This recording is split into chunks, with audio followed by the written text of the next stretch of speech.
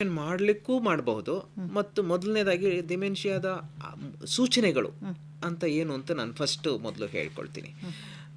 ಮೊನ್ನೆದಂದರೆ ವಯಸ್ಸಾಗ್ತದೆ, ಕೆಲವರು ವಯಸ್ಸಾದ ಮೇಲೆ ತುಂಬ ಬುದ್ಧಿವಂತರಿರ್ತಾರೆ, ತುಂಬ ಜವಾಬ್ದಾರಿವಂತರಿರ್ತಾರೆ, ಎಲ್ಲನೂ ಅವರವರೇ ಮಾಡ್ತಿದ್ದಾರೆ. ಅವರು ಇದ್ದಕ್ಕಿದ್ದಂಗೆ ಅದೇ ಪ್ರಶ್ನೆ, ಅಲ್ಲ ನೀನು ಈಗ ತಾನೇ ಎಲ್ಲೋ ಹೋಗಿದ್ದೆಲ್ಲ ಬಂದು ತಂದ್ಯಾ ಅದನ್ನ ಅಂತ ಅವನು ತಂದು ಕೊಟ್ಟಿರ್ತಾನೆ. ಮತ್ತೆ ಅದೇ ಪ್ರಶ್ನೆ ಪುನಃ ಅದೇ ಪ್ರಶ್ನೆಗಳನ್ನು ಕೇಳಬಹುದು. ಮತ್ತು ಹೇಳಿದ ಮಾತನ್ನು ಪುನಃ ಅದನ್ನೇ ಉಚ್ಚರಿಸೋದು. ಹೇಳಿರ್ತಾರೆ, ಅವರಿಗೆ ಕಾನ್ಫಿಡೆನ್ಸ್ ಇರಲ್ಲ, ಇನ್ನೊಂದು ಸಾರಿ ಹೇಳೋದು. ಮತ್ತು ಕೆಲವು ವಿಷಯಗಳನ್ನೇ ಮರೆತು ಬಿಡ್ತಾರೆ. ಉದಾಹರಣೆಗೆ ಒಂದು ದಿವಸ ಬ್ರಷ್ ಮಾಡೋದೇ ಇಲ್ಲ, ಕೆಲವು ದಿವಸ ಅರ್ಧ ಶೇವ್ ಮಾಡಿರ್ತಾರೆ, ಅರ್ಧ ಶೇವ್ ಮಾಡಿರಲ್ಲ, ತಲೆ ಬಾಚ್ಕೊಳ್ಳಲ್ಲ, ಮತ್ತು ಒಂದು ಕಡೆ ಶರ್ಟ್ ಗುಂಡಿಗಳನ್ನ ಏರುಪೇರಾಗಿ ಹಾಕೊಳ್ಬೋದು. ಆಮೇಲೆ ಉದಾಹರಣೆಗೆ ಅವ್ರಿಗೊಂದು ಹೋಗ್ಬಿಟ್ಟು ವಯಸ್ಸಾಗಿದೆ, ಒಂದು ಸ್ವಲ್ಪ ಬಿಲ್ ಕೊಟ್ಬಿಡಿ ಅಂತ ಒಂದಿಷ್ಟು ಏನೋ ಕೊಡ್ತೀವಿ. ಅಲ್ಲೇ ಹೋದರೆ ಅಲ್ಲಿ ಬಿಲ್ ಪಾವತಿಸೋದು ಬರಲ್ಲ, ಹೋಗ್ಬಿಟ್ಟು ಎಲ್ಲೋ ಅಲ್ಲೇ ಮರೆತುಬಿಟ್ಟು ಹಿಂದಕ್ಕೆ ಬಂದುಬಿಡ್ತಾರೆ.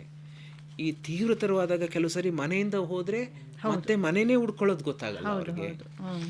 ಮತ್ತು ಯಾವುದೋ ವಸ್ತುನ ಬೇರೆ ಏನು ಕಡೆ ಇಡೋದು. ಉದಾಹರಣೆಗೆ ತಟ್ಟೆ ತೊಳೆದ ತಕ್ಷಣ ತೊಗೊಂಡೋಗಿ ಬಾತ್ರೂಮಲ್ಲಿ ಇಟ್ಬಿಡೋದು, ಅಥವಾ ಚಪ್ಪಲಿನ ತೊಗೊಂಡೋಗಿ ಅಡುಗೆ ಮನೆಯಲ್ಲಿ ಇಡ್ಬೋದು. ಈ ರೀತಿ ಏನಾದರೂ ಒಂದು ರೀತಿಯಾಗಿ ಲಕ್ಷಣಗಳಿವೆ. ಅವ್ರಿಗೆ ತಪ್ಪು ಮಾಡ್ತಿದ್ದೀವಿ ಅನ್ನೋದು ಗೊತ್ತಿರೋದಿಲ್ಲ, ಆ ಥರ ಒಂದು ಪ್ರಜ್ಞೆ ಅವ್ರಿಗಂತೂ. ಅವ್ರಿಗೆ ಜ್ಞಾಪಕಶಕ್ತಿ ಕಮ್ಮಿ ಆಗಿದೆ, ಆ ರೀತಿ ಒಂದು ಮನೋಭಾವನೆಯೇ ಗೊತ್ತಿರಲ್ಲ ಅವ್ರಿಗೆ. ಅವ್ರಿಗೆ ಹಿಂಗಾಗ್ತಿದೆ ಅಂತ ನಿಜವಾಗ್ಲೂ ಗೊತ್ತಿರಲ್ಲ. ಆದರೆ ಒಂದು ಮಾತ್ರ, ಏನೂ ನನ್ನಲ್ಲಿ ಕೊರತೆ ಇದೆ ಅಂತ ಆತಂಕ ಹೆಚ್ಚಾಗಿ ಕೋಪ ಮಾಡ್ಕೊಳ್ಬೋದು, ಅಥವಾ ಬೇರೆಯವ್ರ ಮನೆಗೆ ಹೋಗಿ ಉಳ್ಕೊಂಬಿಡೋದು, ಮನೆಯವ್ರ ಜೊತೆ ಜಗಳ ಆಡೋದು. ಈ ರೀತಿಯಾಗಿ ಇದೊಂಥರ ಅವರಿಗೂ ಎಷ್ಟು ಕಷ್ಟ ಆಗ್ತಿದೆ, ಅವರ ಸಂಸಾರದಲ್ಲಿರೋ ಬೇರೆ ಕುಟುಂಬದ ಸದಸ್ಯರಿಗೂ ಕೂಡ ಇದರಿಂದ ತುಂಬ ಒಂದು ರೀತಿ ಕಷ್ಟ ಆಗ್ತದೆ. ಮತ್ತು ನೀವು ಇನ್ನೊಂದು ಪ್ರಶ್ನೆ ಕೇಳಿದೆ, ಡಿಮೆನ್ಷಿಯಾನ ತಡೆಗಟ್ಟಬಹುದೇ ಅಂತ. ಡಿಮೆನ್ಷಿಯಾನ ನಿಜವಾಗ್ಲೂ ನಾವು ತಡೆಗಟ್ಟಬಹುದು. ಈಗ ಮುಖ್ಯವಾಗಿ ಆರೋಗ್ಯಕರವಾದ ಜೀವನ ಶೈಲಿ ಅಂದರೆ ಆಹಾರದ ಕ್ರಮ, ಅಂದರೆ ನಮಗೆ ಎಷ್ಟು ಬೇಕೋ ಅಷ್ಟೇ ತಗೊಳ್ಬೇಕು, ಹಿತಮಿತವಾಗಿರಬೇಕು, ವ್ಯಾಯಾಮ ಹಿತವಾಗಿ ಮಾಡಬೇಕು, ಮದ್ಯಪಾನ ಧೂಮಪಾನವನ್ನು ಆದಷ್ಟು ಬಿಡಬೇಕು. ಹಾಗೆ ಬೇಕಾದ ಕ್ರಮಗಳನ್ನ ಮಾಡಿಸ್ಬೋದು. ಈಗ ನಾಗರಾಜರವರು ಕೂಡ ಬಂದು ನಮಗೆ ನಮಸ್ಕಾರ ಸ್ನೇಹಿತರೆ. ಈಗ ಡಾಕ್ಟರ್ ಡಿ ನಾಗರಾಜ್ ಅವರು ಈಗ ಸ್ಟುಡಿಯೋಗೆ ಬಂದಿದ್ದಾರೆ. ಇವರು ನಿಮ್ಮ ಹನ್ಸ್ ಆಸ್ಪತ್ರೆಯಲ್ಲಿ ನರರೋಗ ಚಿಕಿತ್ಸಾ ವಿಭಾಗದಲ್ಲಿ ಪ್ರಾಧ್ಯಾಪಕರಾಗಿದ್ದಾರೆ. ಇವರು ಸಹ ಈಗ ಡಿಮೆನ್ಷಿಯಾ ಬಗ್ಗೆ ಹೆಚ್ಚು ಮಾಹಿತಿಗಳನ್ನು ಕೊಡ್ತಾರೆ. ಡಾಕ್ಟ್ರೆ, ನಮ್ಮ ಕಾರ್ಯಕ್ರಮಕ್ಕೆ ಸ್ವಾಗತ ಮತ್ತು ನಮಸ್ಕಾರ. ಹೇಳಿ ಡಾಕ್ಟ್ರೆ, ಈಗ ಚಂದ್ರಶೇಖರ್ ಅವರು ಹೇಳ್ತಾ ಇದ್ರು, ಈ ಡಿಮೆನ್ಷಿಯಾ ಕಾರಣಗಳೇನು ಅಂತ ಹೇಳಿದರು. ಇದನ್ನು ತಡೆಗಟ್ಟೋ ಬಗ್ಗೆ ಕೆಲವು ಮಾತುಗಳನ್ನು ಅವ್ರು ಹೇಳ್ತಾ ಇದ್ರು. ಮುಖ್ಯವಾಗಿ ಇದು ಹೆಚ್ಚುತ್ತಿರ್ತಕ್ಕಂಥ ರೋಗ. 65 ವರ್ಷ ನಂತರ 1005 ಜನಕ್ಕೆ, 85 ವರ್ಷ ನಂತರ ಪ್ರತಿ 5 ಜನರಲ್ಲಿ ಒಬ್ಬರಿಗೆ ಈ ರೋಗ ಕಾಣಿಸ್ಕೊಳ್ತದೆ. ಮುಖ್ಯವಾಗಿ ಮೆದುಳಿನ ನರಕೋಶಗಳು ಬೇಗ ಸಾವನ್ನಪ್ಪೋದ್ರಿಂದ ಮೆದುಳಿನಲ್ಲಿ ನರಕೋಶಗಳು ಮತ್ತೆ ಉತ್ಪತ್ತಿ ಆಗೋದಿಲ್ಲ. ಹಾಗಾಗಿ ಮೆದುಳಿನ ನರಕೋಶಗಳ ಸಂಖ್ಯೆ ಕಮ್ಮಿ ಆಗ್ತದೆ, ಮೆದುಳಿನ ಗಾತ್ರ ಸಹಿತ ಕಮ್ಮಿ ಆಗ್ತದೆ. ಹಾಗಾಗಿ ಹೆಚ್ಚು ಮರವು ಹಾಗೂ ಕೆಲವು ಬುದ್ಧಿಶಕ್ತಿಯ ಕುಂಠಿತವಾಗತಕ್ಕ ಸನ್ನಿವೇಶ ಬರ್ತದೆ. ಇದಕ್ಕೆ ಹಲವಾರು ಕಾರಣಗಳಿದೆ. ಕೆಲವು ಆನುವಂಶಿಕವಾಗಿ ಬರತಕ್ಕಂಥ ಕಾಯಿಲೆಗಳಿರ್ತವೆ. ಅದರ ಜೊತೆಗೇ ಜೀವನ ಶೈಲಿಯಿಂದ ಆಗತಕ್ಕಂಥ ಕೆಲವು ಮಾರ್ಪಾಡುಗಳ ಸಹಿತ ಇದಕ್ಕೆ ಕಾರಣ. ಉದಾಹರಣೆಗೆ ಹೆಚ್ಚು ಡಯಾಬಿಟೀಸ್ ಅಥವಾ ಬ್ಲಡ್ ಪ್ರೆಷರ್ ಇರುವಂಥವ್ರಿಗೆ, ಅಥವಾ ಹೆಚ್ಚು ಆಹಾರದ ಒಂದು ಕೊರತೆಯಿಂದ ಹಾಗೂ ಹೆಚ್ಚು ಕಮ್ಮಿ ಇರೋದ್ರಿಂದ, ಕೆಲವು ಸಂಗತಿಗಳು ಜಾಸ್ತಿ ಕೆಲವು ಸಂಗತಿಗಳು ಕಮ್ಮಿ ಇರೋದ್ರಿಂದ ಈ ಕಾಯಿಲೆ ಬರೋ ಸಾಧ್ಯತೆ ಇರ್ತದೆ. ಹಾಗಾಗಿ ಜೀವನ ಶೈಲಿಯನ್ನು ಬದಲಾವಣೆ ಮಾಡಿಕೊಂಡು, ಅಂದರೆ ಹೆಚ್ಚು ಸತ್ವಯುತವಾದ ಆಹಾರ, ಹಸಿ ತರಕಾರಿ, ಹಣ್ಣು ಹಂಪಲುಗಳು, ಹಾಗೆ ವ್ಯಾಯಾಮ, ನಿಯಮಿತವಾದಂಥ ವ್ಯಾಯಾಮ ಮಾಡೋದ್ರಿಂದ, ಹಾಗೂ ಆಲ್ಕೋಹಾಲ್ ಮತ್ತು ಸ್ಮೋಕಿಂಗ್ ಧೂಮಪಾನ ಇದು ಎರಡನ್ನೂ ತ್ಯಜಿಸು. ಮಾಡದೇ ಇರೋದ್ರಿಂದ ಹೆಚ್ಚು ಹೆಚ್ಚು ಮೆದುಳು ಜೀವಂತವಾಗಿರಲಿಕ್ಕೆ ಅವಕಾಶ ಆಗ್ತದೆ. ಹಾಗಾಗಿ ಈ ಒಂದು ಆರೋಗ್ಯಕರವಾದ ಜೀವನದಿಂದ ಈ ಮೆದುಳಿನ ನಾಶವನ್ನು ನಾವು ತಡೆಗಟ್ಟಬಹುದು. ಜೊತೆಗೆ ಡಾಕ್ಟ್ರೇ, ನೀವು ಹೇಳಿದ್ರಿ ಈಗ ಇದು ಈ ಕಾಯಿಲೆ ಬರೋದು ಆಹಾರ ವ್ಯತ್ಯಾಸ ಆದರೂ ಸಹ ಬರುತ್ತೆ ಅಂತ.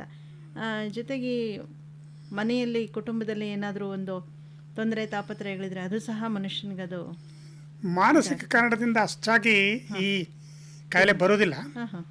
ಆದರೆ ಹೆಚ್ಚು ಹೆಚ್ಚು ಸ್ಟ್ರೆಸ್ ಇದ್ದು ಈ ಎಲ್ಲ ಬೇರೆ ಸಂಗತಿಗಳು ಇದ್ದಾಗ ಮೆದುಳಿನ ಕುಂಠಿತ ಆಗತಕ್ಕಂಥ ಕಾರಣ ಇರ್ತದೆ.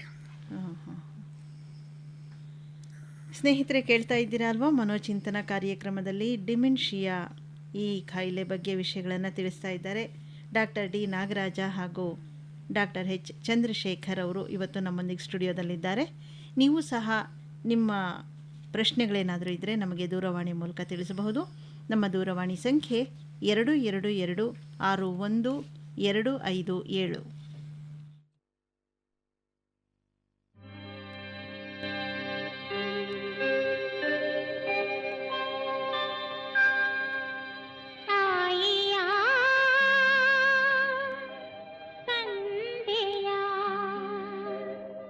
ಮಮತೆ ವಾತ್ಸಲ್ಯ ತಾಯಿಯ ತಂದೆಯ ಮಮತೆ ವಾತ್ಸಲ್ಯ ಯಾವ ದೇವರು ನೀಡಬಲ್ಲ ಜಗದಿನ ಮಗೆಲ್ಲ ತಾಯಿಯ ತಂದೆಯ ಮಮತೆ ವಾತ್ಸಲ್ಯ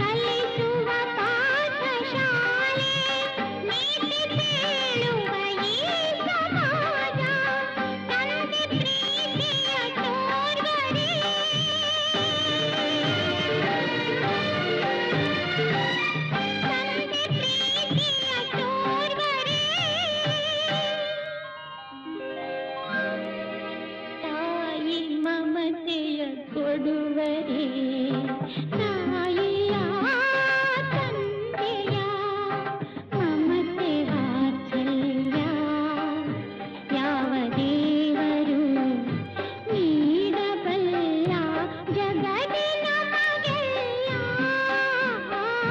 ತಾಯಿಯ ತಂದೆಯ ಮಮತೆ ವಾತ್ಸಲ್ಯ. ಸ್ನೇಹಿತರೆ, ಮನೋಚಿಂತನ ಕಾರ್ಯಕ್ರಮದಲ್ಲಿ ಡಿಮೆನ್ಷಿಯಾ ಕಾಯಿಲೆ ಬಗ್ಗೆ ಹೆಚ್ಚು ಹೆಚ್ಚು ಮಾಹಿತಿಗಳನ್ನು ಕೊಡ್ತಾ ಇದ್ದಾರೆ ಡಾಕ್ಟರ್ ಎಚ್ ಚಂದ್ರಶೇಖರ್ ಮತ್ತು ಡಾಕ್ಟರ್ ಡಿ ನಾಗರಾಜ್ ಇವರುಗಳು. ಸರ್, ಮತ್ತಷ್ಟು ದೂರವಾಣಿ ಕರೆಗಳು ಬಂದಿವೆ.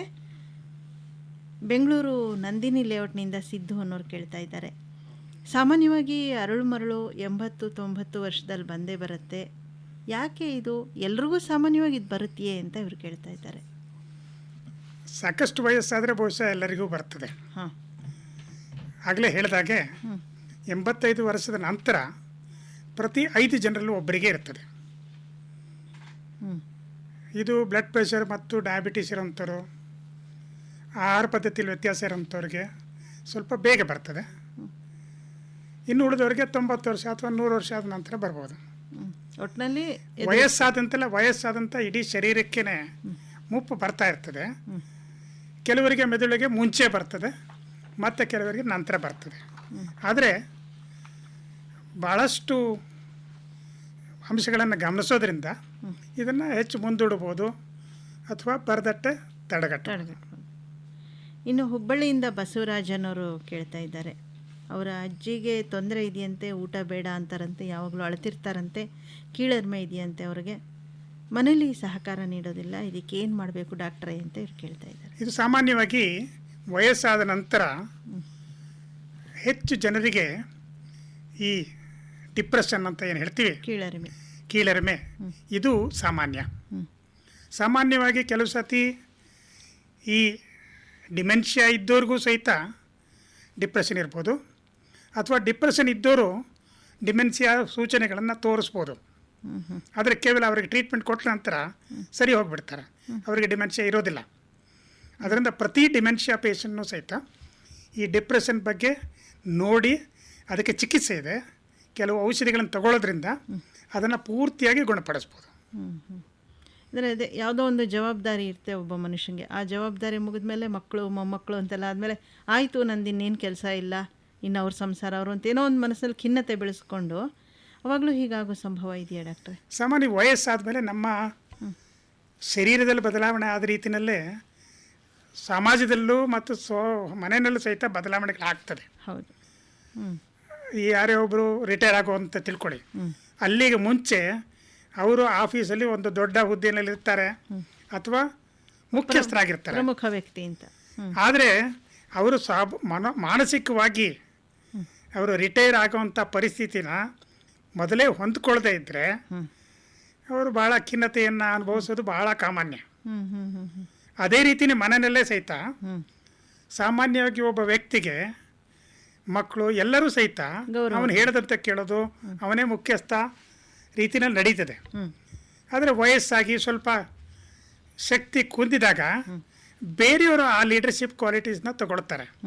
ಅದಕ್ಕೆ ಈ ಮನುಷ್ಯ ಹೊಂದ್ಕೊಳ್ಳದೇ ಇದ್ದರೆ ಈ ರೀತಿ ತೊಂದರೆಗಳಾಗೋ ಸಾಧ್ಯತೆ ಇದೆ. ಹಾಗಾಗಿ ಮಾನಸಿಕವಾಗಿ ಅವ್ರಿಗವರೇ ತಯಾರಿ ನಡೆಸ್ಕೊಂಡ್ಬಿಡ್ಬೇಕು.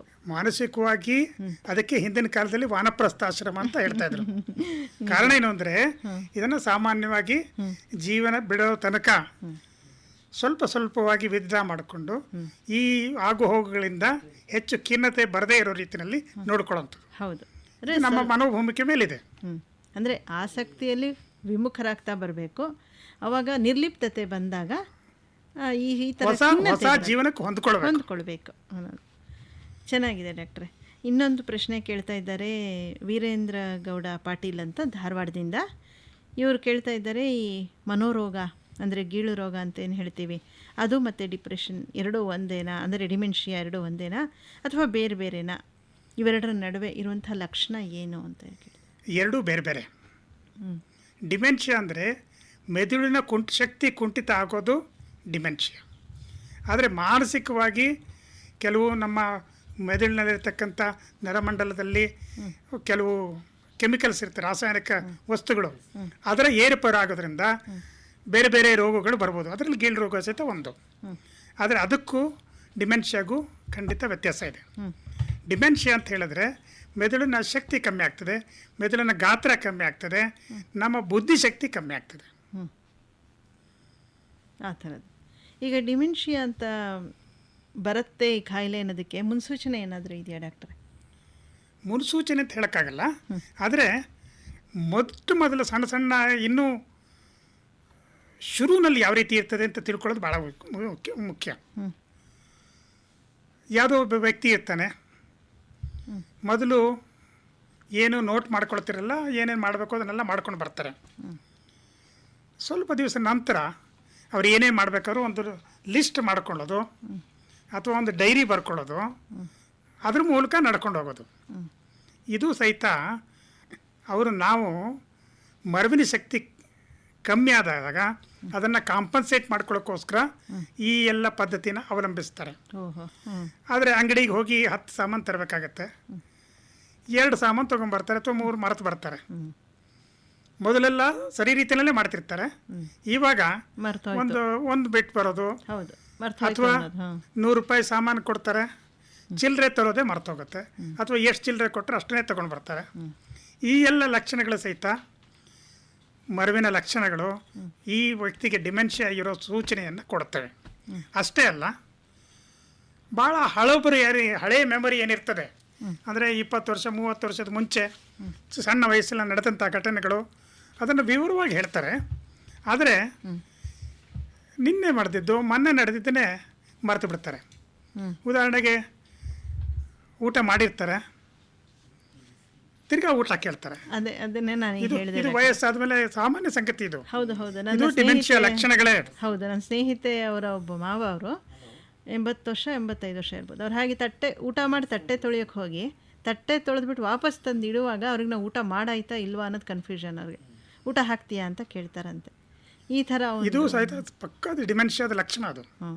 ಅದ್ರ ಜೊತೆಗೆ ಯಾವುದೋ ಒಂದು ಜಾಗಕ್ಕೆ ಸ್ನೇಹಿತರ ಮನೆ ಇರ್ಬೋದು ಅಥವಾ ಎಲ್ಲದಕ್ಕೆ ಸಲೀಸಾಗಿ ಹೋಗಿ ಬರ್ತಾ ಇರ್ತಾರೆ. ಆದರೆ ಈ ಸತಿ ಹೋದರೆ ಆ ರೋಡ್ ಬದಲು ಪಕ್ಕದ ರೋಡ್ಗೆ ಹೋಗೋದು, ಅಥವಾ ಇನ್ನೂ ಹೆಚ್ಚಾದಾಗ ಮನೆಯಲ್ಲೇ ಬಾತ್ರೂಮ್ಗೆ ಹೋಗೋ ಬದಲು ಕಿಚನ್ಗೆ ಹೋಗೋದು. ಈ ರೀತಿ ಒಂದು ಸ್ವಾಭಾವಿಕವಾಗಿ ನಮ್ಮ ಪರಿಸರದಲ್ಲಿರತಕ್ಕಂಥ ಸಂಗತಿಗಳನ್ನು, ಅದರ ಡೈರೆಕ್ಷನ್ಸ್ ಏನಿದೆ ಅದರ ತಪ್ಪು ಹೋಗೋದು, ಇದು ಸಹಿತ ಡಿಮೆನ್ಷಿಯಾ ಲಕ್ಷಣಗಳೇ.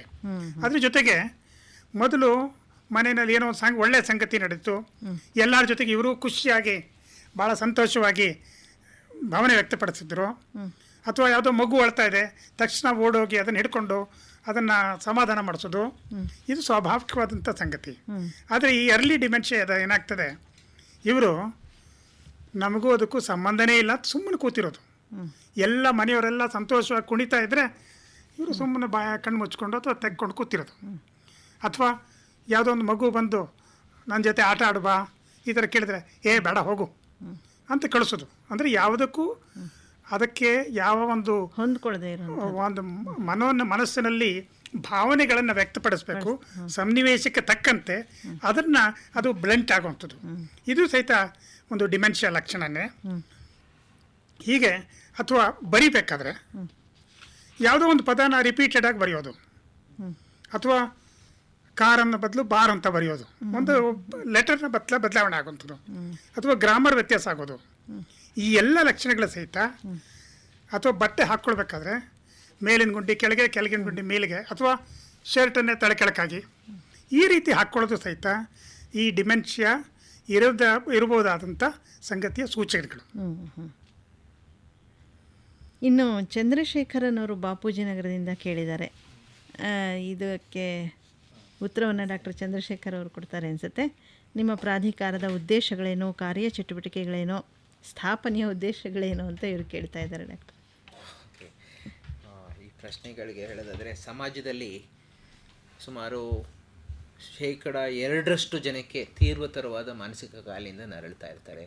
10% 15% ಜನ ಮೈಲ್ಡ್ ಮಾನಸಿಕ ಕಾಯಿಲೆಗಳಿಂದ ನರಳ್ತಾ ಇದ್ದಾರೆ. ಮುಖ್ಯವಾದ ಅಂಶ ಅಂದರೆ ಈ ತೀವ್ರತರ ಕಾಯಿಲೆಗಳಿಂದ ನರಳುತ್ತಿರೋರಿಗೆ ಅವ್ರ ಕಾಯಿಲೆ ಬರ್ತಿದೆ ಅನ್ನೋದೇ ಗೊತ್ತಿರಲ್ಲ, ಅವರಿಗೆ ಚಿಕಿತ್ಸೆ ಅನ್ನೋದು ಕೂಡ ದೊರಕ್ತಿಲ್ಲ. ನಾವು ಒಂದು 2-3 ಸಮೀಕ್ಷೆ ಮಾಡಿದ್ವಿ. ರೀಸೆಂಟಾಗಿ ತೀರ್ಥಹಳ್ಳಿಯಲ್ಲಿ ಒಂದು ಸಮೀಕ್ಷೆ ಮಾಡಿದ್ವಿ. ಆ ಸಮೀಕ್ಷೆಗಳ ಪ್ರಕಾರ ಯಾರಿಗೂ ಸರಿಯಾಗಿ ಚಿಕಿತ್ಸೆ ದೊರಕ್ತಾ ಇಲ್ಲ. 100ರಲ್ಲಿ 25% ಕೂಡ ಸರಿಯಾಗಿ ದೊರಕ್ತಾ ಇಲ್ಲ. ಆ ರೀತಿಯಾಗಿ ಭಾರತ ಸರ್ಕಾರದವರು 1987ರಲ್ಲಿ ಮಾನಸಿಕ ಆರೋಗ್ಯ ಕಾಯಿದೆ ಅಂದರೆ ಮೆಂಟಲ್ ಹೆಲ್ತ್ ಆ್ಯಕ್ಟನ್ನು ಪಾಸ್ ಮಾಡ್ತಾರೆ. ಅದನ್ನು 1993ರಿಂದ ನಮ್ಮ ದೇಶದಲ್ಲಿ ಅದನ್ನು ನಾವು ಇಂಪ್ಲಿಮೆಂಟ್ ಮಾಡ್ತಾ ಇದ್ದೀವಿ. ಇದರ ಪ್ರಕಾರ ಈ ಮಾನಸಿಕ ಆರೋಗ್ಯ ಪ್ರಾಧಿಕಾರ ಅನ್ನೋದು ಕರ್ನಾಟಕದಲ್ಲಿ ಸ್ಥಾಪನೆಯಾಗಿದೆ. ಇದಕ್ಕೆ ಅಧ್ಯಕ್ಷರು ಈಗ ಸದ್ಯಕ್ಕೆ ಡಾಕ್ಟರ್ ರಮಣ ರೆಡ್ಡಿ ಅಂತ ಕಾರ್ಯದರ್ಶಿಗಳು, ಆರೋಗ್ಯ ಮತ್ತು ಕುಟುಂಬ ಕಲ್ಯಾಣ ಇಲಾಖೆ. ಇದಕ್ಕೆ ಅಧಿಕಾರೇತರ ಮತ್ತು ಅಧಿಕಾರಿಗಳು ಕೂಡ ಇದಕ್ಕೆ ಸದಸ್ಯರಾಗಿದೆ. ಉದಾಹರಣೆಗೆ ಒಬ್ಬರು psychiatrist, medical superintendent, director of health services, director NIMHANS, ಅವರು ಅಧಿಕಾರಿಗಳಾಗಿ ಸದಸ್ಯರಾಗಿರ್ತಾರೆ. ಅಧಿಕಾರೇತರಾಗಿ ಒಬ್ಬರು ಸೋಷಿಯಲ್ ವರ್ಕರು, ಒಬ್ಬರು ಸೈಕಾಲಜಿಸ್ಟು ಮತ್ತು ಒಬ್ಬರು ಪ್ರೈವೇಟ್ ಸೈಕ್ಯಾಟ್ರಿಸ್ಟು. ಅಂದರೆ ಅವರಿಗೆಲ್ಲ ಈ ವಿಷಯದಲ್ಲಿ ಮುಖ್ಯವಾಗಿ ಇಂಟ್ರೆಸ್ಟ್ ಇರೋರು ಇದಕ್ಕೆ ಸದಸ್ಯರಾಗಿರ್ತಾರೆ. ಇದಕ್ಕೆ ಸುಮಾರು ಗುರಿಗಳಿದೆ ಇದರಲ್ಲಿ. ಅಂದರೆ ಮುಖ್ಯವಾದ ಗುರಿ ಅಂತ ಹೇಳಿದ್ರೆ ಮಾನಸಿಕ ಆರೋಗ್ಯ ಕಾಯ್ದೆ 1987ರ ಅನುಷ್ಠಾನ ಮಾಡೋದ್ರಲ್ಲಿ ಎಷ್ಟು ಪ್ರಾವಿಷನ್ಸ್ ಇದೆ ಪ್ರತಿಯೊಂದನ್ನು ಅನುಷ್ಠಾನ ಮಾಡೋದು. ಅಂದರೆ ಮುಖ್ಯವಾಗಿ ಮಾನಸಿಕ ಆಸ್ಪತ್ರೆಗಳು, ನರ್ಸಿಂಗ್ ಹೋಮ್ಗಳ ಸ್ಥಾಪನೆ ಮಾಡೋದು, ಅದಕ್ಕೆ ಲೈಸೆನ್ಸ್ ಕೊಡೋದು, ಅದಕ್ಕೆ ಅಲ್ಲಿ ಒಳಗಡೆ ಚಿಕಿತ್ಸೆ ಏನು ನಡೀತಿದೆ ಅನ್ನೋದು, ಮತ್ತು ಅದರಲ್ಲಿ ಸಾಕಷ್ಟು ಇದಿದೆಯಾ, ಫೆಸಿಲಿಟೀಸ್ ಇದೆಯಾ, ಅಂದರೆ ಡಾಕ್ಟರ್ಸ್ ಇದ್ದಾರೆಯೇ, ಮತ್ತು ಒಳಗಡೆ ಫೆಸಿಲಿಟೀಸ್ ನಾರ್ಮಲ್ ಆಗಿದೆಯೇ, ಅದನ್ನು ಕೂಡ ಕಂಟ್ರೋಲ್ ಮಾಡೋದು. ಮತ್ತು ಮುಖ್ಯವಾಗಿ ಈ ಒಳಗಡೆ ಇರೋಂಥ ರೋಗಿಗಳ ಮಾನವ ಹಕ್ಕುಗಳ ರಕ್ಷಣೆ ಆಗ್ತಾ ಇದೆಯೇ, ಅಥವಾ ಕಾಯಿಲೆ ಇಲ್ಲದೇ ಇರೋರ್ನೇನಾದ್ರು ಒಳಗಡೆ ಸೇರಿಸಿದ್ದಾರೆ ಅಂತ ಮಾಡೋದು. ಅದೇ ರೀತಿ ನಾವು ಈ ಸಮಾಜದಲ್ಲಿ ಕೂಡ ಮಾನಸಿಕ ಕಾಯಿಲೆ ಇರೋರು ಬೇರೆ ಯಾರಿಗೂ ಕೂಡ ಇಂಜೂರ್ ಮಾಡದಿರೋಂಗೆ ನೋಡ್ಕೊಳ್ಳೋದು ಕೂಡ ನಮ್ಮ ಮಾನಸಿಕ ಆರೋಗ್ಯ ಪ್ರಾಧಿಕಾರಗಳಿದೆ. ಮತ್ತು ಈಗ ಉದಾಹರಣೆಗೆ ಇನ್ನೊಂದು ನಮ್ಮ ಒಂದು ಸಮೀಕ್ಷೆನಲ್ಲಿ ಜನಗಳಿಗೆ ಚಿಕಿತ್ಸೆನೇ ದೊರೆಯುತ್ತೆ ಅಂದಾಗ ನಾವು ಮಾನಸಿಕ ಜನರಲ್ಲಿ ಅರಿವು ಮೂಡಿಸೋದು ಬೇಕು ಅನ್ನೋದಕ್ಕೆ ಈ ಮನೋಚಿಂತನ ಕಾರ್ಯಕ್ರಮ ನಾವು ಹಮ್ಮಿಕೊಂಡಿದ್ದೀವಿ. ಇದರ ಗುರಿ ಏನಂದರೆ ಕಾಯಿಲೆಗಳ ಬಗ್ಗೆ ಅರಿವು ಮೂಡಿಸೋದು, ಅದರಿಂದ ಜನಗಳಲ್ಲಿ ಈ ಕಾಯಿಲೆ ಬಗ್ಗೆ ಡಿಮ್ಯಾಂಡ್ ಬರುತ್ತೆ. ಅವರು ಬಂದು ನಮ್ಮ ಆರೋಗ್ಯ ಕೇಂದ್ರಗಳಲ್ಲಿ ನಮಗೆ ಚಿಕಿತ್ಸೆ ಕೊಡಿ ಅಂತ ಕೇಳ್ತಾರೆ. ಆಗ ಚಿಕಿತ್ಸೆ ಕೂಡ ಕೊಡಿಸೋವಂಥದ್ದನ್ನು ಕೂಡ ನಾವು ಒಂದು ಕಾರ್ಯ ಉದ್ದೇಶ ಮಾಡ್ಕೊಂಡಿದ್ದೀವಿ. ಹೀಗಾಗಿ ನಮ್ಮ ಮಾನಸಿಕ ಆರೋಗ್ಯ ಪ್ರಾಧಿಕಾರಕ್ಕೆ ಸುಮಾರು ಧ್ಯೇಯ ಉದ್ದೇಶಗಳುಂಟು. ಅದನ್ನು ನಾವು ಈ ಕಾರ್ಯಕ್ರಮದಲ್ಲಿ ಕೂಡ ಮಾಡ್ತಾ ಇದ್ದೀವಿ. ಬಹಳ ಸಂತೋಷ ಡಾಕ್ಟ್ರೆ. ಈಗ ಇವತ್ತಿನ ವಿಷಯಕ್ಕೆ ಬಂದರೆ ಡಿಮೆನ್ಷಿಯಾ ಬಗ್ಗೆ ನಾಗರಾಜ್ ಅವರಿಗೆ ಮತ್ತೊಂದು ಪ್ರಶ್ನೆ ಇದೆ ಇಲ್ಲಿ. ಈ ಡಿಮೆನ್ಷಿಯಾ ಕಾಯಿಲೆ ಬರುತ್ತೆ, ಅದನ್ನು ತಡೆಯೋದಕ್ಕಾಗಲ್ಲ ಅಂತ ತಾವು ಹೇಳಿದರೆ, ಇದಕ್ಕೆ ಚಿಕಿತ್ಸೆ ಏನಿದೆ ಡಾಕ್ಟರ್? ಅರ್ಲಿ ಮೊದಲು ಬಂದ ಈ ಸೂಚನೆಗಳು ಕಂಡಾಗ ಕೆಲವು ಔಷಧಿಗಳೇ ಇದ್ದಾವೆ, ಒಂದು 4-5 ಥರದ ಔಷಧಿಗಳಿದ್ದಾವೆ. ಅದನ್ನು ನಿಯಮಿತವಾಗಿ ತಗೊಳ್ಳೋದ್ರಿಂದ ಈ ಯಾವುದು ನ್ಯೂನತೆ ಇದೆ ಮೆಮೊರಿನಲ್ಲಾಗಲಿ ಅಥವಾ ಈ ನಮ್ಮ ನೆನಪಿನ ಶಕ್ತಿನಲ್ಲಾಗಲಿ ಅಥವಾ ಸಮಾಜಕ್ಕೆ ಹೊಂದ್ಕೊಳ್ಳೋಂಥ ಬಿಹೇವಿಯರ್ ಸಂಗತಿಗಳಾಗಲಿ, ಇದನ್ನೆಲ್ಲ ಪೂರ್ತಿ ಗುಣ ಕಾಣೋದಕ್ಕೆ ಸಾಧ್ಯ ಇದೆ. ಆದರೆ ತೀರಾ ಕೊನೆ ಮುಟ್ಟಿದ ಕಾಯಿಲೆಗಳಿಗೆ ಇದರಿಂದ ಅಷ್ಟು ಪ್ರಯೋಜನ ಆಗೋದಿಲ್ಲ. ಆವಾಗ ಕೇವಲ ಈ ಒಂದು ವ್ಯವಹಾರ ಇರ್ತದಲ್ಲ, ಅವರ ನಡವಳಿಕೆ, ಅದನ್ನು ನಿಯಂತ್ರಿತ ಮಾಡತಕ್ಕಂಥ ಔಷಧಿಗಳನ್ನ ಮಾತ್ರ ಕೊಡಬೇಕಾಗ್ತದೆ. ಇದ್ರ ಜೊತೆಗೆ ಕೇವಲ ಅವರಿಗೆ ಚಿಕಿತ್ಸೆ ಕೊಡೋದು ಅಷ್ಟೇ ಅಲ್ಲ, ಅವರನ್ನು ಯಾರು ನೋಡಿಕೊಳ್ತಾರೆ ಅವರಿಗೆ ಸಾಕಷ್ಟು ಸಂಗತಿಗಳನ್ನು ತಿಳಿ ಹೇಳಿ ಅವ್ರು ಏನೇನು ಮಾಡಬೇಕು, ಯಾವ ರೀತಿ ಇವರನ್ನು ರಕ್ಷಣೆ ಮಾಡಬೇಕು, ಯಾವ ರೀತಿ ಇವರ ಜೊತೆ ವ್ಯವಹಾರ ಮಾಡಬೇಕು. ಉದಾಹರಣೆಗೆ ಸಾಮಾನ್ಯವಾಗಿ ಯಾರನ್ನಾರು ಹೋದಾಗ ನಾನು ಯಾರು ಗೊತ್ತಾಯ್ತಾ, ಇದೇ ಪ್ರಶ್ನೆ ನಾವು ಕೇಳೋದು. ಆದರೆ ಈ ವ್ಯಕ್ತಿಗಳಲ್ಲಿ ಅದರ ಬದಲು ನಾನು ಇಂಥೋನು ಅಂತ ಹೇಳೋದ್ರಿಂದ ಅವರಲ್ಲಿ ಹೆಚ್ಚು ಆ ಒಂದು ಗೊಂದಲ ಇರ್ತದಲ್ಲ, ಅದನ್ನು ನಿವಾರಣೆ ಮಾಡ್ದಂಗೆ ಆಗ್ತದೆ. ಅದ್ರ ಜೊತೆಗೇನೆ ಅವರೆಲ್ಲರೂ ಹೋಗಬೇಕಾದ್ರೆ, ಒಬ್ಬರೇ ಹೋಗಬೇಕಾದ್ರೆ ಅವರಲ್ಲಿ ಒಂದು ಐಡೆಂಟಿಟಿ ಕಾರ್ಡ್ ಇದನ್ನು ಹಾಕೋದ್ರಿಂದ ಅವ್ರ ಅಕಸ್ಮಾತ್ ದಾರಿ ತಪ್ಪಿದ್ರೂ ಅವರನ್ನು ವಾಪಸ್ ಮನೆಗೆ ಕರ್ಕೊಂಡು ಬರಲಿಕ್ಕೆ ಅವಕಾಶ ಆಗ್ತದೆ. ಹಾಗೆ ಈ ವೇಷಭೂಷಣಗಳ ಸಹಿತ ಸ್ವಲ್ಪ ಕಾಂಪ್ಲಿಕೇಟೆಡ್ ಆಗಿ ಒಂದು 4 ಗುಂಡಿಗಳು ಹಾಕ್ಕೊಳ್ಳೋದು ಅಂದರೆ ಕಷ್ಟ ಆಗ್ತದೆ. ಅದಕ್ಕೋಸ್ಕರ ಒಂದು ಜಿಪ್ ಆನ್ ಟೈಪ್ ಅಥವಾ ಎಲಾಸ್ಟಿಕ್ ಇರೋತಕ್ಕಂಥ ಸಂಗತಿಗಳನ್ನು ಹಾಕೋದ್ರಿಂದ ಅವರಲ್ಲಿ ಸುಲಭವಾಗಿ ಅದನ್ನು ಅವರೇ ಧರಿಸ್ಬೋದು ಮತ್ತು ಅದನ್ನು ಸರಿಯಾದ ರೀತಿಯಲ್ಲಿ ನೋಡ್ಕೊಳ್ಳೋಕ್ಕೂ ಅವಕಾಶ ಆಗ್ತದೆ. ಇಷ್ಟೇ ಅಲ್ಲ, ಅವರು ಭಾಳ ಕತ್ತಲಿನಲ್ಲಿದ್ದರೆ ಅಥವಾ ಭಾಳ ಬ್ರೈಟ್ ಲೈಟಲ್ಲಿದ್ದರೆ ಹೆಚ್ಚು ಉತ್ತೇಜಿತರಾಗಿ ಅಥವಾ ಒಂದು ಯಾರನ್ನು ಅವನ್ನ ಹುಚ್ಚುಚ್ಚಾಗಿ ಆಡ್ತಾರೆ ಅಂತ ಹೇಳ್ತಾರೆ, ಅಂಥ ಸಂಗತಿಗಳು ಬರೋದಕ್ಕೆ ಸಾಧ್ಯ ಇದೆ. ಅದಕ್ಕೋಸ್ಕರ ಅವರು ಇರತಕ್ಕಂಥ ಜಾಗದಲ್ಲಿ ಸರಿಯಾದ ಲೈಟ್, ಸಾಕಷ್ಟು ಲೈಟ್ ಇರತಕ್ಕಂಥದ್ದು, ಆದರೆ ಹೆಚ್ಚು ಲೈಟ್ ಇಲ್ಲದೇ ಇರೋವಂಥದ್ದು ಮತ್ತು ಭಾಳ ಗಾಢವಾದ ಬಣ್ಣಗಳನ್ನು ಹಾಕದೇ ಇರೋದ್ರಿಂದ ಮತ್ತು ಜೊತೆಗೆ ಅವರಲ್ಲಿ ಏನೇನು ಮಾಡಬೇಕೋ ಅದನ್ನ ಬಗ್ಗೆ ಎಲ್ಲ ಒಂದು ರಿಟರ್ನ್ ಕಮ್ಯಾಂಡ್ಸ್ ಥರ, ಒಂದು ಅಡುಗೆ ಮನೆಗೆ ಅಡುಗೆ ಮನೆ ಅಂತ ಬೋರ್ಡ್ ಹಾಕಿರೋದು, ಅಥವಾ ಬಾತ್ರೂಮ್ಗೆ ಇದು ಬಚ್ಚಲ ಮನೆ ಅಂತ ಬಾಗಿಲು ಹಾಕೋದು, ಈ ರೀತಿ ಹಾಕೋದ್ರಿಂದ ಅವರಲ್ಲಿ ಹೆಚ್ಚು ಗೊಂದಲ ಉಂಟಾಗೋದಿಲ್ಲ. ಸುಲಭವಾಗಿ ಅದನ್ನು ಅವರು ತಿಳ್ಕೊಡ್ತಾರೆ. ಸೊ ಅವರು ಹೆಚ್ಚು ಸ್ವತಂತ್ರವಾಗಿ ನಿರ್ವಹಣೆ ಮಾಡ್ಕೊಳ್ಳೋಕ್ಕೆ ಅವಕಾಶ ಆಗ್ತದೆ. ಇದೇ ರೀತಿ ಹಲವಾರು ಸಂಗತಿಗಳಿದೆ. ಅದನ್ನು ಪೇಷಂಟ್ ರಿಲೇಟಿವ್ಸ್ಗೆ ಹೇಳೋದ್ರಿಂದ ಅವರಲ್ಲಿ ಇಲ್ಲದಿದ್ದರೆ ಪೇಷಂಟ್ ಜೊತೆಗೆ ಅವರನ್ನು ನೋಡ್ಕೊಳ್ಳೋರಿಗೂ ಹೆಚ್ಚು ಸ್ಟ್ರೆಸ್ ಇರ್ತದೆ. ಹೌದು, ಅದನ್ನು ನೋಡ್ಕೊಳ್ಳೋದು ಭಾಳ ಮುಖ್ಯವಾದ ಸಂಗತಿ. ಹೌದು, ಬಹಳ ತಾಳ್ಮೆಯಿಂದ ನೋಡ್ಕೊಳ್ಬೇಕಾಗತ್ತೆ ಅವರು ಸಹ. ಬಹಳ ಚೆನ್ನಾಗಿ ತಿಳಿಸ್ಕೊಟ್ರಿ ಡಾಕ್ಟ್ರೆ.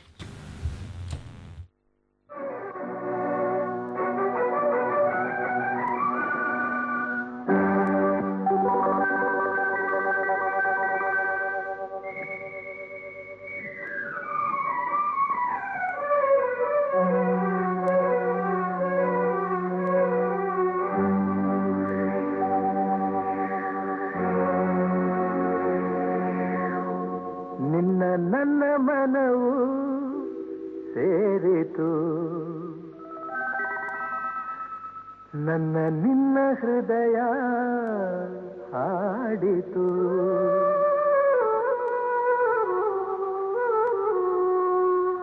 ನಿನ್ನ ನನ್ನ ಮನವು ಸೇರಿತು, ನನ್ನ ನಿನ್ನ ಹೃದಯ ಹಾಡಿತು. ರಾಗವು ಒಂದೇ, ಭಾವವು ಒಂದೇ, ಜೀವ ಒಂದಾಯಿತು, ಬಾಳು ಹಗುರಾಯಿತು.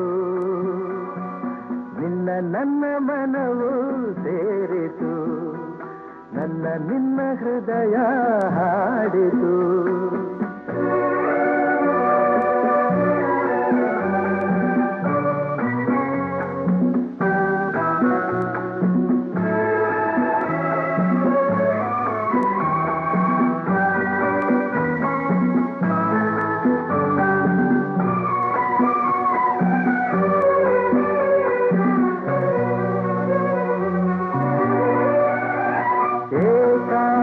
ಏಕಾಂಗಿಯಾಗಿರಲು ಕೈ ಹಿಡಿದೆ, ಜೊತೆಯಾದೆ, ತಾಯಂತೆ ಬಳಿ ಬಂದೆ, ಆದರಿಸಿ ಪ್ರೀತಿಸಿದೆ, ಬಾಳಲಿ ಸುಖ ನೀಡಿದೆ, ನನ್ನಿ ಬದುಕಿಗೆ ಶ್ರುತಿಯಾದೆ, ನನ್ನಿ ಮನೆಯ ಬೆಳಕಾದೆ.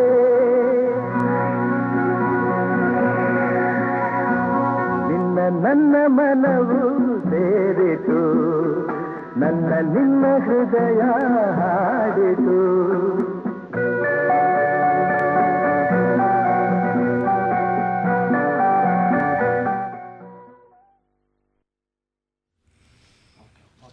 ಸ್ನೇಹಿತರೆ, ನಾಳೆ ಸಂಜೆ 4:30 ಮಿಶ್ರಮಾಧುರ್ಯದಲ್ಲಿ ರಾಷ್ಟ್ರೀಯ ಅಂಧತ್ವ ನಿಯಂತ್ರಣ ಕಾರ್ಯಕ್ರಮದಡಿಯಲ್ಲಿ ರಾಜ್ಯ ಆರೋಗ್ಯ ಮತ್ತು ಕುಟುಂಬ ಕಲ್ಯಾಣ ಸೊಸೈಟಿ ಅಂಧತ್ವ ನಿಯಂತ್ರಣ ವಿಭಾಗ ಬೆಂಗಳೂರು ಇವರು ಪ್ರಸ್ತುತಪಡಿಸುವ ಪ್ರಾಯೋಜಿತ ಕಾರ್ಯಕ್ರಮವಿದೆ. ವಿಷಯ ಮಕ್ಕಳ ಕಣ್ಣುಗಳನ್ನು ರಕ್ಷಿಸಿ. ಇನ್ನು ಇವತ್ತಿನ ಮಿಶ್ರಮಾಧುರ್ಯದಲ್ಲಿ ಮನೋಚಿಂತನದಲ್ಲಿ ಡಿಮೆನ್ಷಿಯಾ ಬಗ್ಗೆ ಹೆಚ್ಚು ಮಾಹಿತಿಗಳನ್ನು ತಿಳ್ಕೊಳ್ತಾ ಇದ್ದೀರಾ. ಡಾಕ್ಟರ್ ಎಚ್ ಚಂದ್ರಶೇಖರ್ ಮತ್ತು ಡಾಕ್ಟರ್ ಡಿ ನಾಗರಾಜ್ ಅವರು ಇವತ್ತು ಸ್ಟುಡಿಯೋದಲ್ಲಿದ್ದಾರೆ. ಮತ್ತೊಂದು ಪ್ರಶ್ನೆ ಇದೆ ಡಾಕ್ಟ್ರೆ. ಹುಬ್ಬಳ್ಳಿಯಿಂದ ಬಸವರಾಜು ಅವರು ಪ್ರಶ್ನೆ ಕೇಳಿದ್ದಾರೆ. ಅವರ ಮಾವ ಈ ತೊಂದರೆ ಬರುತ್ತಂತವರಿಗೆ. ಅವರು ಹೆಚ್ಚು ತರಕಾರಿ ಇದು ಮಾರ್ಕೆಟ್ಗೆ ಹೋಗ್ಬಿಟ್ಟು ತಂದರೆ ಅದಿರೋ ಮೇಲೆ ಯಾವಾಗಲೂ ತರಕಾರಿ ತರ್ತಿದ್ದ ಹಾಗೆ ನೀರು ಹಾಕ್ತಾರಂತೆ, ಬೇರೆಯವ್ರ ಹತ್ತಿರ ಬರೋದಕ್ಕೆ ಬಿಡಲ್ವಂತೆ. ಮೈಲ್ಗೆ ಆಗುತ್ತೆ, ದೂರ ಇರಿ ಅಂತ ಪದೇ ಪದೇ ಹೇಳ್ತಿರ್ತಾರಂತೆ. ಇದಕ್ಕೇನು ಮಾಡಬೇಕು? ಇದು ಒಂದು ಮಾನಸಿಕ ಕಾಯಿಲೆ. ಇದಕ್ಕೆ ಚಿಕಿತ್ಸೆ ಇದೆ. ಇವರು ಮಾನಸಿಕ ಚಿಕಿತ್ಸಾ ತಜ್ಞರನ್ನು ಕಂಡು ಅದಕ್ಕೆ ತಕ್ಕಂಥ ಚಿಕಿತ್ಸೆ ಪಡೆದ್ರೆ ಇದು ಖಂಡಿತ ಉತ್ತಮ ಆಗ್ತದೆ. ಇನ್ನು ಕೊಳ್ಳೇಗಾಲದಿಂದ ಹುಚ್ಚೇಗೌಡ ಅನ್ನೋರು ಕೇಳ್ತಾ ಇದ್ದಾರೆ, ಮರು ಹೆಚ್ಚೆಚ್ಚಾಗ್ತಾ ಇದೆ, ಏನು ಮಾಡಬೇಕು, ಪರಿಹಾರ ಏನಿದಕ್ಕೆ ಅಂತ. ಸಾಮಾನ್ಯವಾಗಿ ಮರು ಒಂದೇ ಇದ್ದರೆ ಅದು ಡಿಮೆನ್ಷಿಯಾ ಅಲ್ಲ. ಮರು ಸಾಮಾನ್ಯವಾಗಿ ವಯಸ್ಸಿನ ಜೊತೆಗೆ ಬರ್ತಕ್ಕಂಥ ಸಂಗತಿ. ಮುಖ್ಯ ಅದು ಅವರಲ್ಲಿ ಕೆಲವರಿಗೆ ಡಿಮೆನ್ಷಿಯಾ ಆಗ್ಬೋದು. ಭಾಳ ಜನಕ್ಕೆ ಬರೀ ನೆನಪಿನ ಶಕ್ತಿನೇ ಕಮ್ಮಿ ಇದ್ಕೊಂಡು ಇರ್ಬೋದು. ಅದಕ್ಕೆ ಆಗಲೇ ಹೇಳಿದಾಗೆ ಬರೆದು ಅದನ್ನು ಇಟ್ಕೊಳ್ಳೋದು, ಇದನ್ನೆಲ್ಲ ಮಾಡೋದ್ರಿಂದ ಹಾಗೂ ಕೆಲವು ಔಷಧಿಗಳಿಂದ ಸಹಿತ ಸ್ವಲ್ಪ ಉತ್ತಮ ಕಾಣೋದಕ್ಕೆ ಅವಕಾಶ ಇದೆ. ಇನ್ನು ಡಿಮೆನ್ಷಿಯಾ ಲಕ್ಷಣಗಳೇನು, ಸೂಚನೆಗಳೇನು, ಅದಕ್ಕೆ ಕಾರಣ ಏನು ಎಲ್ಲ ಹೇಳಿದ್ರಿ ತಾವು. ಇದನ್ನು ತಡೆಗಟ್ಟಬಹುದೇ ಡಾಕ್ಟ್ರೆ? ಖಂಡಿತ ಸ್ವಲ್ಪ ಮಟ್ಟಿಗೆ ತಡೆಗಟ್ಟಲಿಕ್ಕೆ ಸಾಧ್ಯ ಇದೆ. ಆಗಲೇ ಹೇಳಿದಾಗೆ ಬ್ಲಡ್ ಪ್ರೆಷರ್ ಮತ್ತು ಡಯಾಬಿಟೀಸ್ ಇದು ಹೆಚ್ಚಿದ್ದಷ್ಟು ಮೆದುಳಿನ ಶಕ್ತಿ ಕುಂಠಿತ ಆಗೋದು ಹೆಚ್ಚಾಗ್ತದೆ. ಅದಿಲ್ಲದೆ ಇದ್ದರೆ ಇನ್ನೂ ಕೆಲವು ವರ್ಷಗಳು ಶಕ್ತಿಯುತವಾಗಿ ಇರ್ಬೋದು. ಆದರೆ ಇದು ಇರೋದ್ರಿಂದ ಅದು ಕಂಟ್ರೋಲ್ ಆಗದೇ ಇದ್ದರೆ ಭಾಳ ಬೇಗ ಮೆದುಳಿನ ಶಕ್ತಿ ಕಮ್ಮಿ ಆಗೋದಕ್ಕೆ ಸಾಧ್ಯ ಇದೆ. ಅದಕ್ಕೋಸ್ಕರ ಪ್ರತಿಯೊಬ್ಬರು ಸುಮಾರು 40 ವರ್ಷದ ನಂತರ ಬ್ಲಡ್ ಪ್ರೆಷರ್ನ ರೆಗ್ಯುಲರಾಗಿ ಚೆಕ್ ಮಾಡಿಸೋದು, ಒಂದು ಶುಗರ್ ಚೆಕ್ ಮಾಡಿಸೋದು, ಇವೆರಡನ್ನು ಚೆಕ್ ಮಾಡಿ ಅವೆರಡು ಕಾಯಿಲೆ ಅಕಸ್ಮಾತ್ ಇದ್ದರೆ ಅದಕ್ಕೆ ತಕ್ಕ ಚಿಕಿತ್ಸೆಯನ್ನು ತಗೊಳ್ಳೋದ್ರಿಂದ ಮೆದುಳಿನ ಶಕ್ತಿಯನ್ನು ಕುಂಠಿತ ಆಗೋದನ್ನು ಸ್ವಲ್ಪ ಮಟ್ಟಿಗೆ ತಡೆಗಟ್ಬೋದು. ಮತ್ತು ಆಹಾರ ಪದ್ಧತಿ ಆಗಲೇ ಹೇಳಿದಾಗೆ ಕೆಲವು ಹೋಮೋಸಿಸ್ಟಿನ್ ಹೆಚ್ಚಿರತಕ್ಕಂಥ ಆಹಾರದಲ್ಲಿ ಈ ಒಂದು ಕುಂಠಿತ ಆಗೋದು ಹೆಚ್ಚಾಗ್ತದೆ. ಅದಕ್ಕೋಸ್ಕರ ಅದಕ್ಕೆ ಫೋಲಿಕ್ ಆ್ಯಸಿಡ್ ಅಂತ ಒಂದು ವೈಟಮಿನ್ ಇದೆ, ಅದನ್ನು ತಗೊಳ್ಳೋದ್ರಿಂದ ಸ್ವಲ್ಪ ಪ್ರಯೋಜನ ಆಗ್ತದೆ. ಹಾಗೆ ಹೆಚ್ಚು ಸತ್ವಯುತವಾದಂಥ ಆಹಾರ, ಹೆಚ್ಚು ತರಕಾರಿ ಇದನ್ನೆಲ್ಲ ತಗೊಳ್ಳೋದ್ರಿಂದ ಒಂದು ಬ್ಯಾಲೆನ್ಸ್ ಡಯಟ್ ಏನಿದೆ ಒಂದು ಅದನ್ನು ತಗೊಳ್ಳೋದ್ರಿಂದ ಹೆಚ್ಚು ಈ ಮೆದುಳು ಸುರಕ್ಷಿತವಾಗಿರೋದಕ್ಕೆ ಅವಕಾಶ ಆಗ್ತದೆ. ಅದರ ಜೊತೆಗೆ ನಮ್ಮ ಜೀವನ ಪದ್ಧತಿನಲ್ಲಿ ಸಹಿತ ನಾವು ಬದಲಾವಣೆ ಮಾಡ್ಕೊಳ್ಬೇಕಾಗ್ತದೆ. ಪ್ರತಿ ದಿವಸ ನಿಯಮಿತ ವ್ಯಾಯಾಮ ಮಾಡಬೇಕಾಗ್ತದೆ. ಮತ್ತು ನಮ್ಮ ಜೀವನ ಕ್ರಮದಲ್ಲಿ ಹೆಚ್ಚು ಈ ಸ್ಟ್ರೆಸ್ ಅಂತ ಏನು ಹೇಳ್ತೀವಿ ಅದನ್ನು ಕಮ್ಮಿ ಮಾಡ್ಕೊಳ್ಳೋಕ್ಕೆ ಧ್ಯಾನ, ಯೋಗ ಇದೆಲ್ಲ ಮಾಡಲಿಕ್ಕೆ ಅವಕಾಶ ಇದೆ. ಇದೆಲ್ಲ ಮಾಡೋದ್ರಿಂದ ಈ ಒಂದು ಜೀವನ ಪದ್ಧತಿಯನ್ನು ಬದಲಾವಣೆ ಮಾಡ್ಕೊಳ್ಳೋದ್ರಿಂದ ಈ ಒಂದು ಮೆದುಳು ಕುಂಠಿತ ಆಗೋದನ್ನು ಸಾಕಷ್ಟು ಕಮ್ಮಿ ಮಾಡ್ಬೋದು. ಇನ್ನು ಈ ಡಿಮೆನ್ಷಿಯಾ ಲಕ್ಷಣ ಸೂಚನೆಗಳು ಇದನ್ನು ಮತ್ತೊಮ್ಮೆ ನಮ್ಮ ಶ್ರೋತೃಗಳಿಗೆ ಹೇಳಿದರೆ ಒಳ್ಳೆಯದು ಅಂದ್ಕೊಳ್ತೀನಿ. ಆಗಲೇ ಹೇಳ್ದಂಗೆ ಡಿಮೆನ್ಷಿಯಾ ಅಂದರೆ ಮೊಟ್ಟ ಮೊದಲಿಗೆ ಕಾಣಿಸ್ಕೊಳ್ಳೋದು ಮರುವಿನ ಕುಂಠಿತ ಆಗೋಂಥದ್ದು, ಮರುವಿನ ಶಕ್ತಿ ಕಮ್ಮಿ ಆಗೋದು.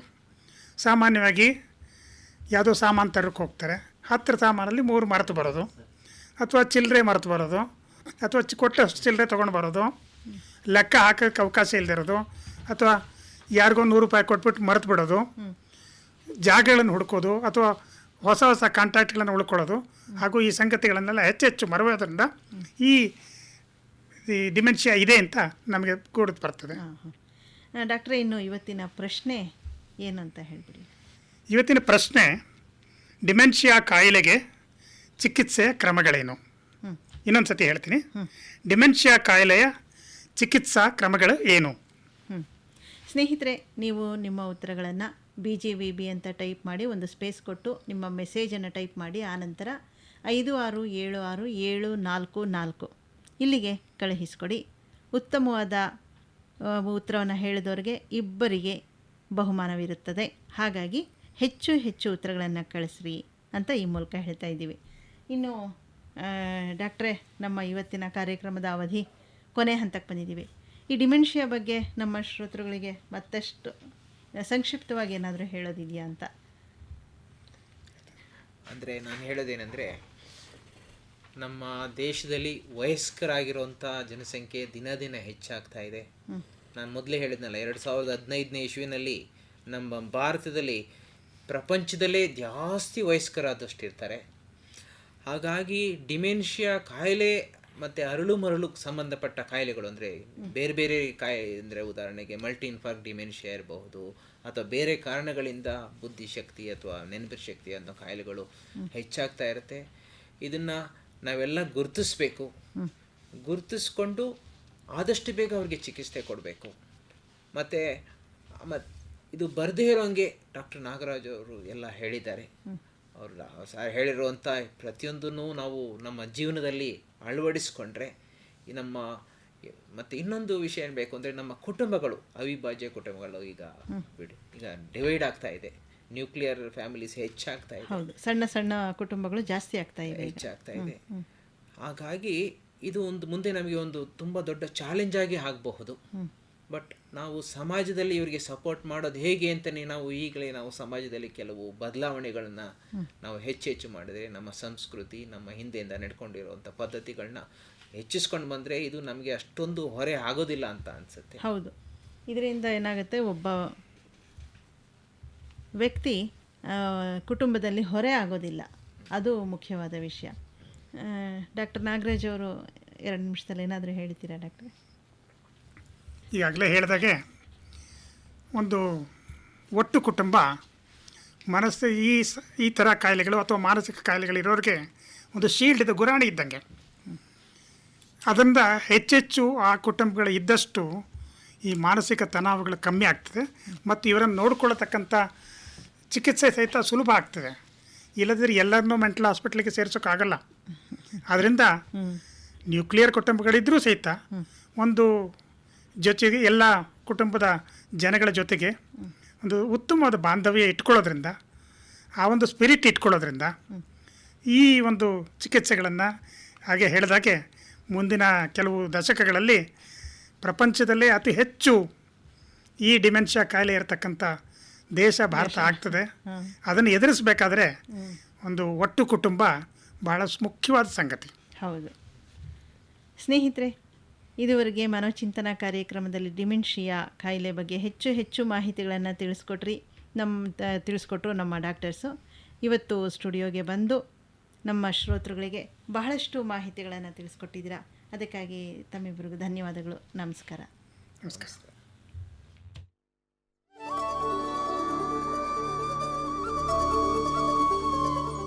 ಮನೋಚಿಂತನ, ಮಾನಸಿಕ ಆರೋಗ್ಯದ ಅರಿವಿನ ಪ್ರಾಯೋಜಿತ ಕಾರ್ಯಕ್ರಮ ಸರಣಿ.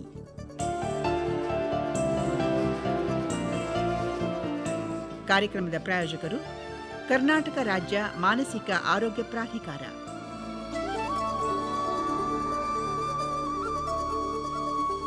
ಮನೋಚಿಂತನ, ಮನಸ್ಸಿನ ಮಂಥನ.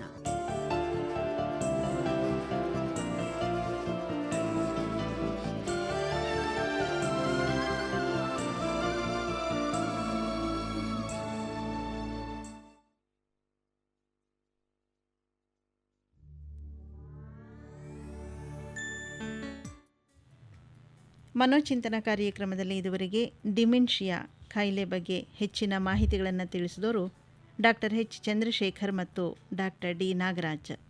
ಇದು ಇಂದಿನ ಮಿಶ್ರ ಮಾಧುರ್ಯ.